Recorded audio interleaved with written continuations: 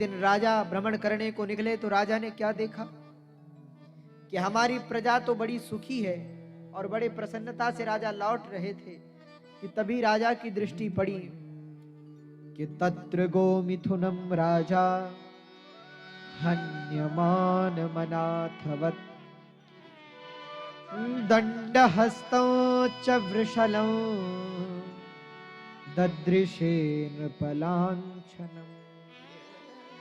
राजा ने देखा कि एक कोई व्यक्ति मुकुट कुंडल धारण किए हुए एक बैल को मार रहा है, एक डंडे से मार रहा है और मार मार करके उसने उस बैल के 3 पैर तोड़ दिए हैं।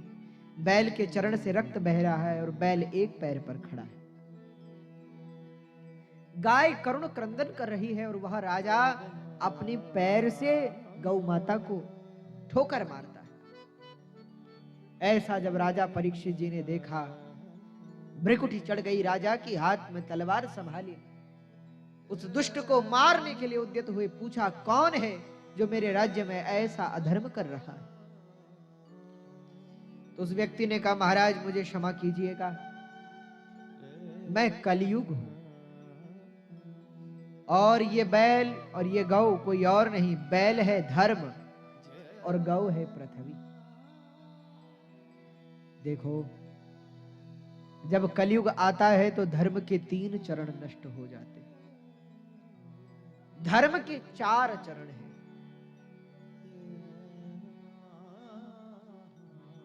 सत्य, पवित्रता, तप और दान। पर कलिकाल आया तो सत्य नष्ट हुआ, तप नष्ट हुआ, पवित्रता नष्ट हुआ। अब तो मात्र धर्म दान नाम के चरण पर खड़ा है।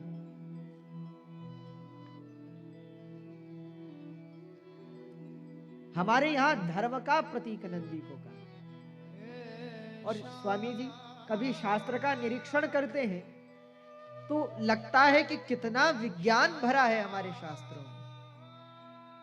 शिव जी नंदी पर बैठते हैं दुर्गा के साथ, गोद में गणेश जी, बगल में कार्तिकेय जी। क्या प्रतीक है भैया? भगवान शंकर विश्वास के प्रतीक। शिव जी क्या है? विश्वास। और लोग कहते हैं अंधविश्वास, पर हमारे यहां विश्वास अंधा नहीं है बल्कि 3 नेत्र वाला है। भगवान शंकर के तो 3 नेत्र हैं। तो शिव जी है विश्वास और मां जगदंबा क्या है? भक्ति, प्रेम। अच्छा, शिव जी बैठते किस पर है? नंदी पर। और विश्वास भी किस पर होना चाहिए? नंदी यानी धर्म। विश्वास सदा धर्म पर होना चाहिए। गोद में गणेश जी, गणेश यानी ज्ञान। जब धर्म पर विश्वास होगा तब ज्ञान को उपलब्ध होगा, तब ज्ञान प्राप्त होगा। और जिस दिन ज्ञान होगा फिर कार्तिकेय जी यानी वैराग्य, तब वैराग्य को उपलब्ध होगी।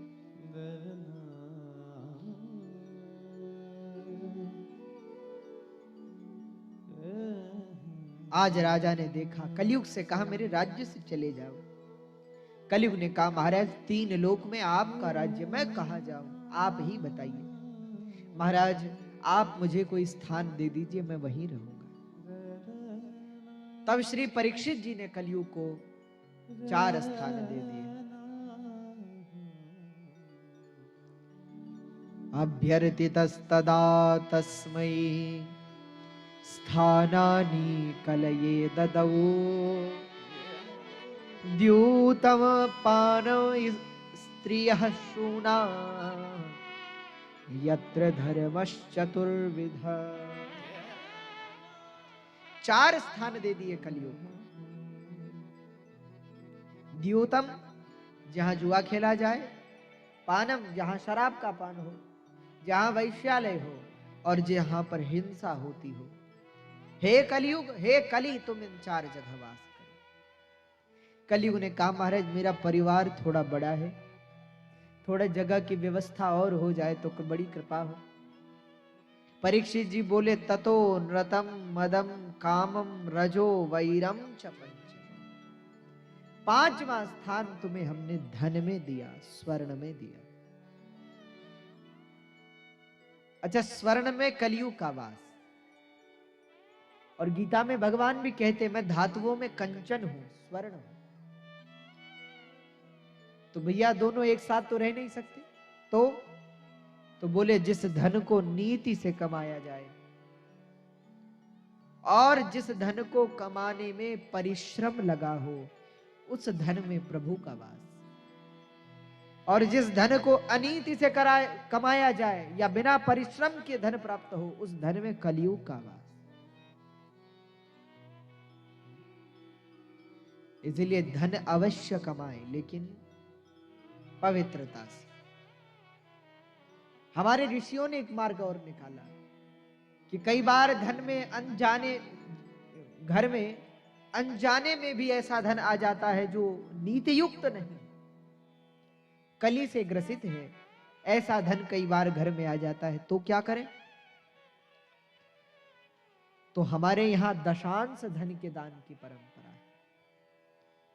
आप जितना धन कमाते हैं उसका दशांश समाज की सेवा में, भगवत सेवा में या लोगों की सहायता के लिए लगाना चाहिए। तभी धन का परम सदुपयोग है।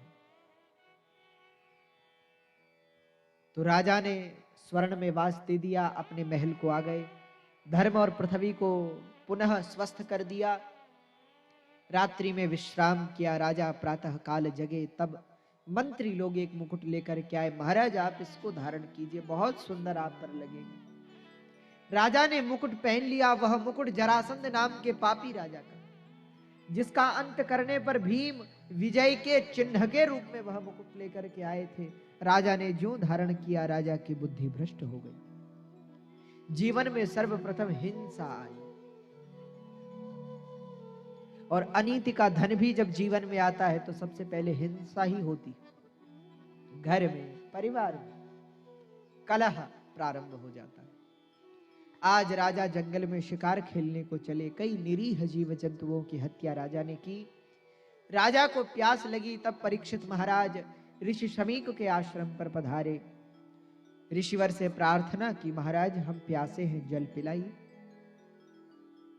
ऋषि ध्यान में लीन थे तो कुछ सुना नहीं। राजा ने फिर निवेदन किया, महाराज हमको प्यास लगी है, जल पीना। ऋषि ने फिर भी नहीं सुना। अब जब सुना नहीं तो अभिमान को ठेस लगी। अच्छा, कई बार ऐसा होता है कि हमारा अपमान कोई करता नहीं है, पर हमें लगता है कि हो गया। कोई अभी हमारे अपमान करता नहीं है, पर हमको लगता है कि हो गया। क्यों? क्योंकि अंदर अभिमान छिपा है।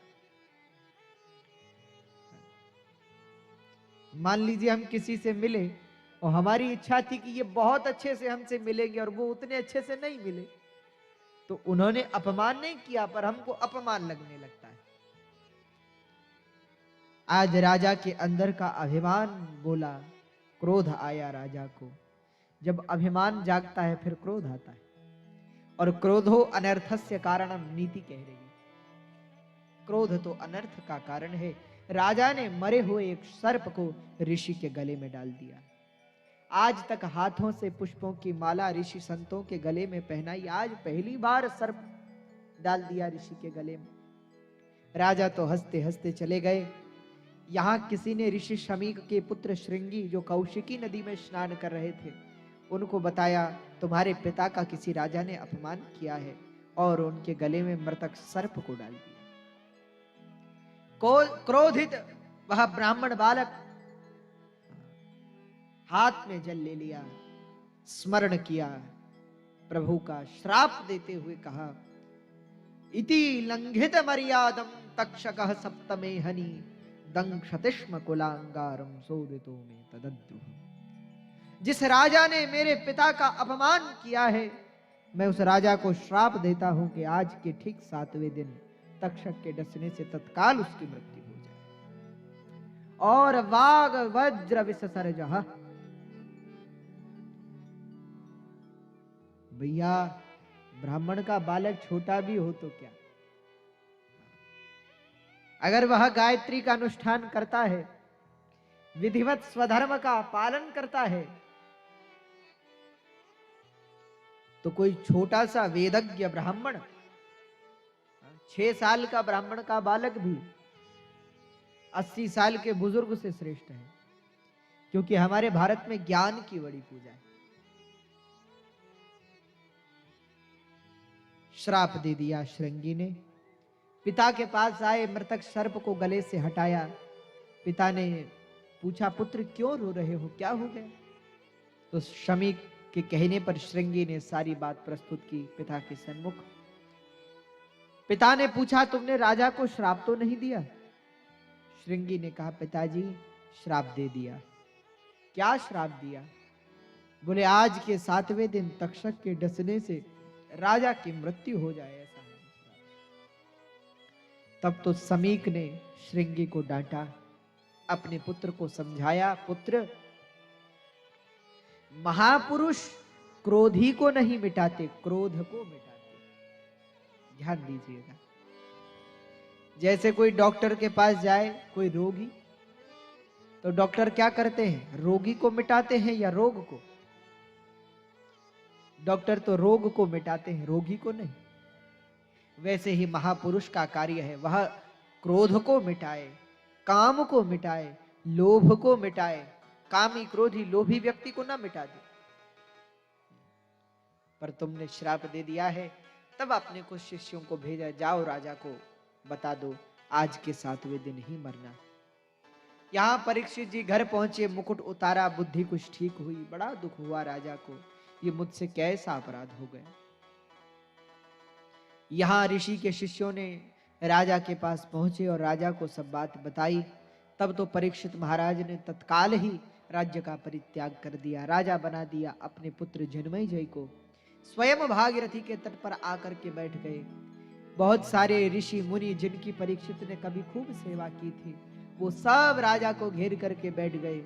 किसी ने कहा, राजन तुम तप करो, किसी ने कहा जप करो, किसी ने कहा योग करो, किसी ने कहा साधन करो, किसी ने कहा अभ्यास करो। सब अनेक अनेक उपाय बताने लगे, पर राजा को कोई उपाय न भाया। तभी श्री शुकाचार्य पधारे।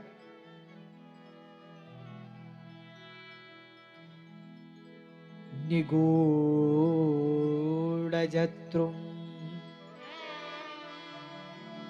पृथुतुंगवक्षस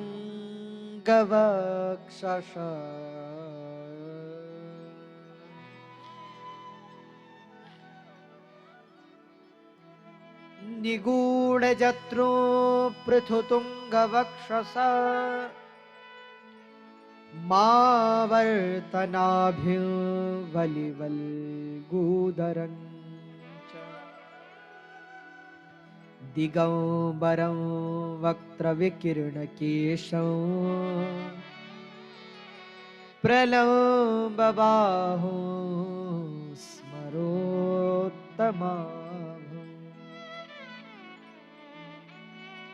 आज परीक्षित जी के सन्मुख सुखदेव जी पधारे। जैसे ही सुखदेव जी को आते देखा, व्यास जी खड़े हो गए, पराशर जी खड़े हो गए, सब ऋषि मुनि अपने स्थान पर खड़े होकर शुकाचार्य का वंदन करने लगे। शुकाचार्य बैठे, तब श्री परीक्षित जी ने विचार किया कि अब यही मेरा कल्याण करेंगे। शुकाचार्य का पूजन किया। पूजन करने के पश्चात शुकाचार्य से पूछा, महाराज अतः पृच्छामि संसिद्धिं योगिनां परमं गुरुं पुरुषस्येह यत्कार्यं म्रियमाणस्य सर्वथा। यमन। आज शुकाचार्य से परीक्षित जी बोले, अतः पृच्छामि संसिद्धिं योगिनां परमं। हे योगियों के परम गुरु, म्रियमाणस्य सर्वथा। अच्छा, परीक्षित जी बार बार दोहरा रहे हैं, म्रियमाणस्य सर्वथा म्रियमाणस्य सर्वथा म्रियमाणस्य सर्वथा म्रियमाणस्य सर्वथा। महाराज मैं मरने वाला हूँ, मेरा कल्याण होगा। महाराज मेरी मृत्यु निकट आ गई है, उसे क्या करना चाहिए? जो व्यक्ति मरने वाला हो उसके लिए कल्याण का क्या साधन है? लगातार परीक्षित जी बोले जा रहे। तब तो सुखदेव जी कुछ मुस्कुराए। पर आइए प्रथम स्कंद को विश्राम दे, द्वितीय स्कंद में प्रवेश करें। शुकाचार्य ने बोलना शुरू किया। श्री शुक उवाच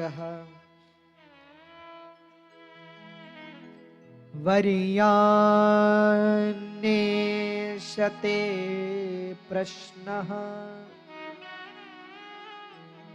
कृतो लोकहितो नृप आत्मवित्सम्मतः पुंसाम् श्रोतव्यादिषु यः परम् परिनिष्ठितोऽपि नैर्गुण्या उत्तम श्लोकलीलया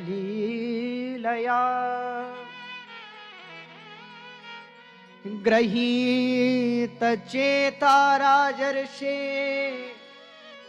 आख्यानौ यदधीतवान्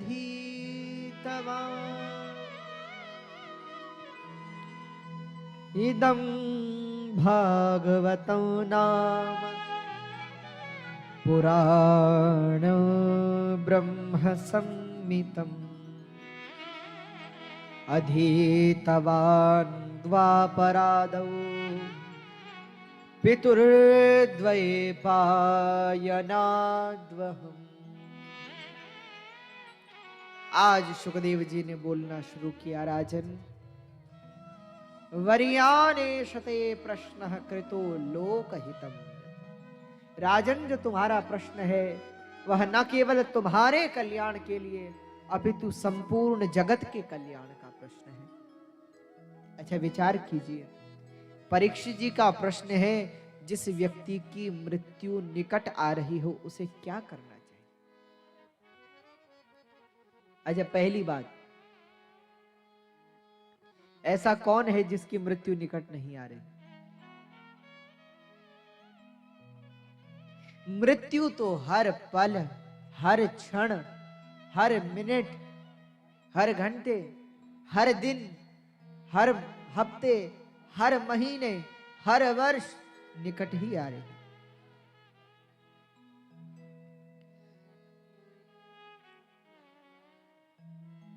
इसलिए हम प्रायः लोगों से चर्चा करते हैं कि जिस दिन आपका जन्म दिवस हो उस दिन जब थोड़ी देर बैठे तो जरा आत्मनिरीक्षण जरूर करें। लोग जन्म दिवस को बड़े धूमधाम से मनाते हैं, मनाना चाहिए, बहुत अच्छी बात है, हम मना नहीं करते, पर इतना जरूर कहते हैं जिस दिन जन्म दिवस हो उस दिन एकांत में थोड़ी देर अवश्य बैठना और खुद से पूछना कि मेरे जीवन का एक और वर्ष बीत गया, इस वर्ष हमने भगवान का भजन किया?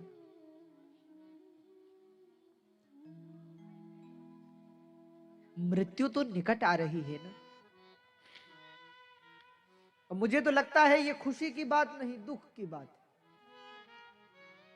कि जीवन का एक और वर्ष बीत गया और हमने भगवान को अब तक नहीं पाया। जीवन का एक और वर्ष बीत गया, अब तक भजन शुरू नहीं किया। चिंतन अवश्य कीजिएगा। दूसरा, हम लोग सोचते हैं कि कथा तो 7 दिन की है, एक दिन चले जाएंगे, कथा सुन लेंगे। अरे अभी तो बहुत दिन है, कल चले जाएंगे। भैया कल तो आएगा पर तुम कल रहो ना रहो, क्या भरोसा कल का। हम प्रायः लोगों से कहते हैं ध्यान से कथा सुनो, ध्यान से सुनो, ध्यान से सुनो। क्यों? क्योंकि आपको परीक्षित जी से भी ध्यान से कथा सुननी। किससे? परीक्षित जी से। क्यों? क्योंकि विचार कीजिए, परीक्षित जी के पास कितने दिन हैं? 7 दिन। यानी पहले दिन नहीं मरेंगे, दूसरे दिन नहीं मरेंगे, तीसरे दिन नहीं मरेंगे, चौथे दिन नहीं मरेंगे, पांचवें दिन नहीं मरेंगे, छठे दिन नहीं मरेंगे, 7वें दिन ही मरना है। पर क्या हम में से कोई कह सकता है कि हम 7वें दिन ही मरेंगे? हम पूरी कथा सुन करके ही मरेंगे? न जाने जीवन का अंतिम मोड़ कहां आ जाए। इसलिए भैया अपने प्रतिक्षण को भजन में